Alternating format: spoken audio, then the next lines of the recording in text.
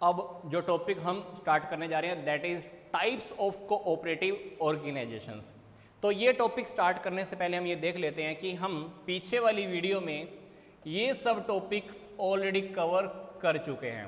अब हमको ये स्टडी करना है कि कोऑपरेटिव सोसाइटी की कौन कौन सी टाइप्स हैं।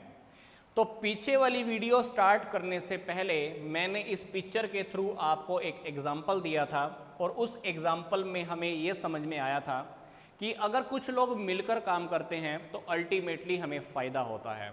तो इस एग्जाम्पल में मैंने क्या समझाया था, कंज्यूमर कोऑपरेटिव सोसाइटी का एग्जाम्पल। मतलब ये चार कंज्यूमर हैं, अपने अपने लेवल पर एक एक बॉक्स खरीदते हैं, तो इनको ये बॉक्स 200 रुपये 200 रुपये 200 रुपये 200 रुपये का परचेज करने को पड़ता है। मतलब वो बॉक्स मान लो कोल्ड ड्रिंक का है और उस बॉक्स के अंदर मान लो 24 बोतल है।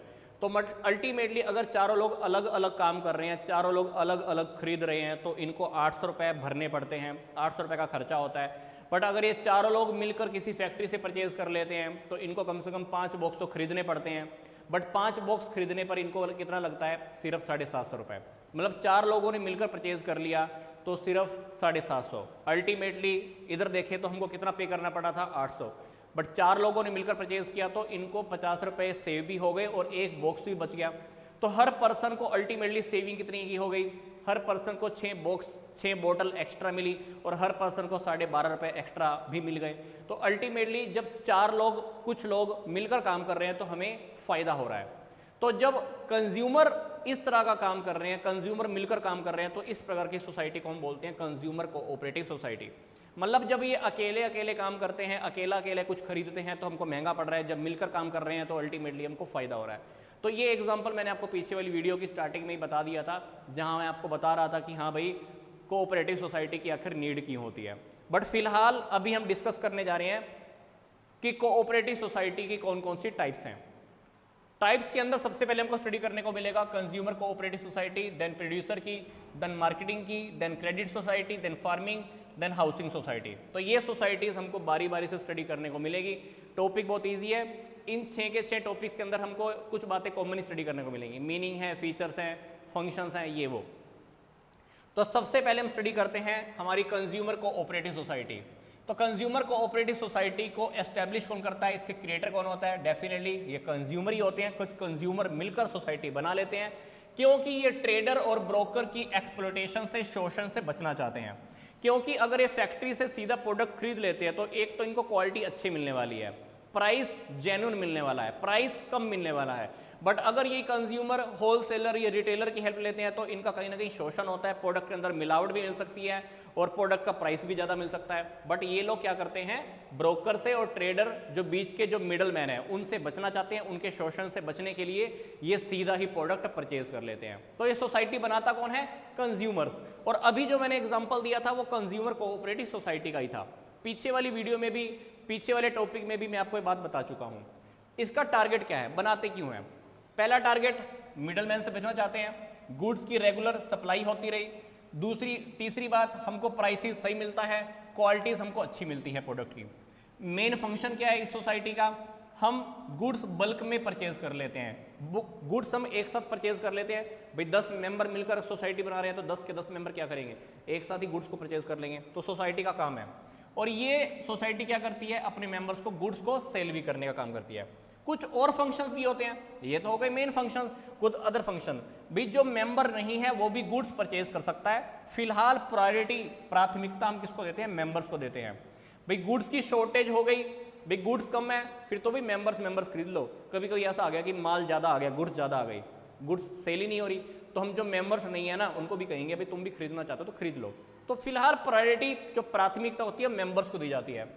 और कभी कभी ये सोसाइटी ये अपने मेंबर्स को स्पेशल डिस्काउंट भी देती है। और प्रॉफिट अगर कुछ बच जाए तो वो प्रॉफिट हम अपने जो मेंबर्स हैं, मेंबर्स को हम बांट देते हैं बोनस के रूप में, प्रॉफिट के रूप में। भाई जितनी जितनी क्वांटिटी में तुमने परचेज की है उस हिसाब से तुम अपना अपना प्रॉफिट में भी हिस्सा ले जाओ।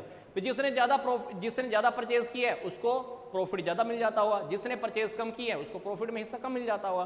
तो ये हुआ हमारा कंज्यूमर कोऑपरेटिव सोसाइटी, जिसको बनाने वाला कौन है, कंज्यूमर्स मिलकर बनाते हैं। कारण क्या है, हम शोषण से बचना चाहते हैं, एक्सप्लॉयटेशन से बचना चाहते हैं। किसके एक्सप्लॉयटेशन से, ट्रेडर या ब्रोकर के एक्सप्लॉयटेशन से। अगली जो हमारी सोसाइटी है वो है हमारी प्रोड्यूसर्स कोऑपरेटिव सोसाइटी। अब जैसे कि नाम से क्लियर हो रहा है, कभी कभी छोटे छोटे प्रोड्यूसर्स होते हैं, ये मिलकर इकट्ठा काम करना चाहते हैं तो ये सोसाइटी बना लेते हैं। और ये एग्जांपल मैं आपको स्टार्टिंग में पहले भी बता चुका हूँ। तो छोटे छोटे प्रोड्यूसर्स होते हैं, बना लेते हैं। कारण क्या है, कभी कभी इनको मटेरियल सस्ता नहीं मिल पाता या गुड्स को सेल करने में दिक्कत आ रही है, इसलिए इन प्रॉब्लम से छुटकारा पाने के लिए ये लोग क्या करते हैं, सोसाइटी बना लेते हैं, मिलकर काम करते हैं। अब गुड्स मिलकर परचेज करेंगे तो गुड्स अच्छी मिलेगी, अच्छी क्वालिटी की मिलेगी, प्राइस कम मिलेगा। साथ मिलकर काम करेंगे तो गुड्स को एक साथ सेल भी कर पाएंगे। तो इस प्रकार की सोसाइटी का ऑब्जेक्टिव क्या है, अल्टीमेटली अपने मेंबर्स को मटेरियल प्रोवाइड करवाना और गुड्स की सेल करने में हेल्प करना। मेन फंक्शन क्या है, ये अपने मेंबर्स को परचेज और सेल करने में हेल्प करते हैं। इसके दूसरे फंक्शंस क्या हैं, कभी कभी काम करते करते प्रोड्यूसर्स के ऊपर कुछ और कामों का भी बर्डन होता है, हम उन बर्डन से प्रोड्यूसर्स को बचाना चाहते हैं, so that they can concentrate on the production activity, ताकि जो उनका जो मेन काम है, प्रोडक्शन करने का जो काम है, प्रोडक्शन की जो एक्टिविटी है, वो उसके ऊपर फोकस कर पाए। तो अल्टीमेटली इस प्रकार की सोसाइटी को कौन बनाता है, छोटे छोटे प्रोड्यूसर्स बनाते हैं, ताकि गुड्स हम इजीली परचेज कर पाए और इजीली सेल कर पाए। अगली जो हमारी सोसाइटी है ये हमारी है मार्केटिंग सोसाइटी। अभी कभी कभी क्या होता होगा भाई, लोगों को मार्केटिंग करने में दिक्कत आ रही है। मार्केट के अंदर मान लो 50 लोग हैं, अकेले अकेले काम कर रहे हैं, मार्केटिंग हो ही नहीं पाती, गुड्स सेल नहीं हो पाती, है ना। तो उन 50 लोगों ने मिलकर क्या किया, एक सोसाइटी बना ली मार्केटिंग करने के लिए। तो उस सोसाइटी को हमने क्या बोल दिया, कोऑपरेटिव मार्केटिंग सोसाइटी। तो अल्टीमेटली इसको बनाने वाला कौन है, छोटे छोटे प्रोड्यूसर है या आर्टिस्ट टाइप के जो लोग होते हैं, जिनको छोटी छोटी चीजें बनानी तो आती हैं पर सेल कैसे करनी है, मार्केटिंग कैसे करनी है, इनको पता नहीं होता। तो ये लोग मिलकर सोसाइटी बना लेते हैं। फिर इससे क्यों बनाते हैं, क्योंकि इनको डिफिकल्टी आती है अपने प्रोडक्ट को सेल करने के अंदर और अच्छे वाला प्रॉफिट कमाने के अंदर। तो अल्टीमेटली ये सोसाइटी का टारगेट क्या होता है, ये सोसाइटी क्या करती है, अपने मेंबर्स को रेगुलर मार्केट प्रोवाइड करती है, जिस मार्केट के अंदर ये अपने प्रोडक्ट को सेल कर सकते हैं और अच्छा प्रॉफिट कमा सकते हैं। तो ये सोसाइटी अपने मेंबर्स को रेगुलर मार्केट प्रोवाइड करती है और ये मिडल मैन के शोषण से भी बच जाती है।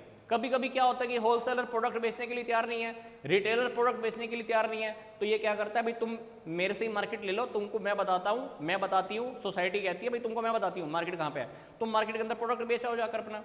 तो मार्केटिंग करने से इनका प्रोडक्ट जल्दी बिक जाता है। दूसरी बात, ये शोषण से बच जाते हैं। तो इनके बेसिक फंक्शंस क्या हैं, ये सोसाइटी क्या करती है, अपने मेंबर से गुड्स को कलेक्ट करती है, उनको मार्केट में सेल करने में काम करती है, वो भी रीजनेबल प्राइसेस पे।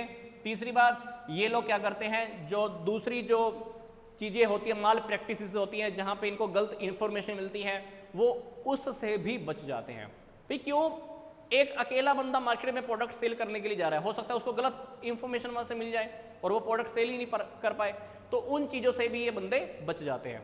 तो इस प्रकार की सोसाइटी कुछ और फंक्शंस भी होते हैं। बार्गेनिंग कैपेसिटी को इंक्रीज करना, भाई अपना प्रोडक्ट तुम अच्छे प्राइस पे सेल कर पाओ। मेंबर्स को फाइनेंशियल असिस्टेंट, पैसे की हेल्प भी मिल जाती है। ये सोसाइटी अपने मेंबर को ट्रांसपोर्ट की फैसिलिटी भी देता है, गोडाउन की फैसिलिटी भी देता है, पैकिंग की फैसिलिटी भी देता है, मार्केट रिसर्च करके भी देता है, भाई कहाँ पे तुम पूरा प्रोडक्ट सेल कर सकते हो। कुछ एक्सपेंसेस काटने के बाद ये रिजर्व भी बना लेते हैं।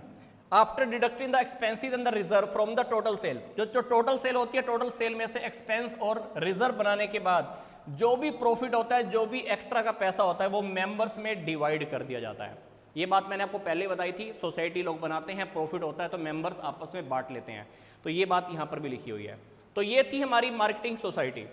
अगली जो सोसाइटी है हमारी है कोऑपरेटिव क्रेडिट सोसाइटी। इसका बनाने वाला कौन है, सामान्य से लोग होते हैं जो इसको बनाते हैं। कौन, जिनको पैसे की नीड होती है। तो कुछ लोग ऐसे हैं, मान लो जिनको पैसे की नीड है, तो ये कुछ लोग मिलकर सोसाइटी को बना लेते हैं। तो क्यों बनाते हैं, क्योंकि कुछ लोग ऐसे होते हैं जिनके पास फाइनेंशियल रिसोर्सेज की लिमिटेशन होती है, कमी होती है, पर उन लोगों ने मिलकर क्या किया, सोसाइटी को बना लिया। सोसाइटी को बनाने के बाद क्या हुआ, मान लो 10 लोग हैं, 10 लोगों ने लाख रुपए इकट्ठा कर लिए, तो 10 लोगों से 10 लाख रुपए इकट्ठा हो गया। 10 लाख रुपए इकट्ठे हो गए, तो मान लो 10 में से किसी एक पर्सन के घर पे शादी है, ब्याह है, या किसी के घर में पैसे की नीड हो गई, इमरजेंसी हो गई, तो 10 लाख रुपए हम उस मेंबर को दे देंगे। तो 10 लाख रुपए से उस एक मेंबर की हेल्प हो गई। तो ये क्रेडिट सोसाइटी है, वही लोग मिलकर बनाते हैं जिनको पैसे की नीड होती है, जिनको पैसे के टाइम पर प्रॉब्लम आती रहती है, और जो ऋणदाताओं की प्रॉब्लम से बचने जाते हैं। मतलब कभी कभी हम किसी बाहर के पर्सन से लोन लेना तो वो हमको बहुत महंगा लोन देगा, तो हम उससे बचना चाहते हैं। फिर लोगों में सेविंग करने की हैबिट भी पड़ जाती है, इसका ये टारगेट है।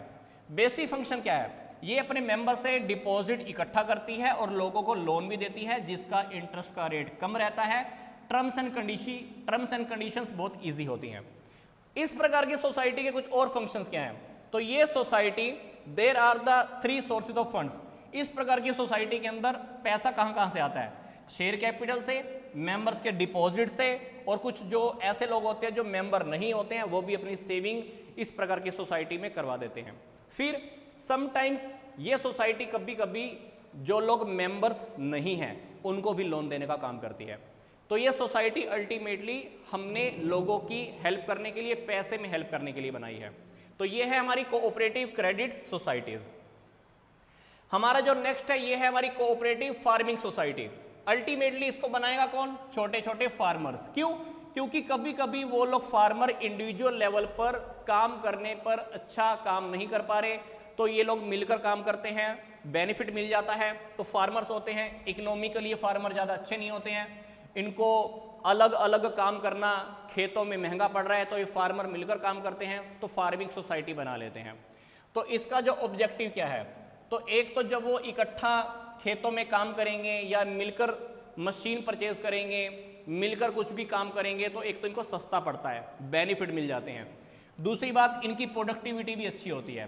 भाई 4 लोगों ने, 4 फार्मर ने मिलकर एक ही मशीन खरीद ली है ना, एक तो चारों को अलग अलग खरीदनी पड़ती, अब चारों ने एक ही मशीन खरीद ली, तो उससे हमें फायदा हो जाता है। 4 लोगों ने मिलकर ही क्या कर लिया, इकट्ठा बीज खरीद लिया तो सस्ता पड़ गया। 4 लोगों ने मिलकर खेत इकट्ठा बोना स्टार्ट कर दिया तो प्रोडक्टिविटी अच्छी हो जाती है। इनके फंक्शंस क्या हैं, ये कोऑपरेटिव फार्मिंग को क्या करती है, मोटिवेट करती है। मॉडर्न एग्रीकल्चर की इक्विपमेंट भी ये लोगों को प्रोवाइड करती है, लोगों को अच्छी क्वालिटी के बीज और जो अच्छी क्वालिटी के जो फर्टिलाइजर्स है, खाद है, बीज है, कीटनाशक दवाइयाँ हैं, ये अपने मेंबर्स को, अपने फार्मर्स को प्रोवाइड करती है। फिर the society play significant role in the getting member rid of the drawback of small scale farming. अब फार्मर जो छोटे छोटे लेवल पर फार्मिंग करते हैं, खेती करते हैं, उनसे बच जाते हैं। अब फार्मर्स मिलकर खेती करते हैं तो फायदे बहुत मिलने स्टार्ट हो जाते हैं। तो अल्टीमेटली जब फार्मर्स मिलकर काम करते हैं तो अल्टीमेटली बेनिफिट तो होना ही है। तो अल्टीमेटली ये सोसाइटी किसने बनाई, फार्मर्स ने मिलकर। हमारी जो लास्ट सोसाइटी है वो है हाउसिंग सोसाइटी। अब जर्नल पर्सन होते हैं, सामान्य से लोग हैं जिनको घरों की जरूरत है। भाई 15 लोग हैं, 15 लोगों को घर की जरूरत है, तो 15 लोग मिलकर क्या करेंगे, एक हाउसिंग सोसाइटी बना लेंगे। उन्होंने एक सोसाइटी बना ली तो वो सामान्य से लोग हैं।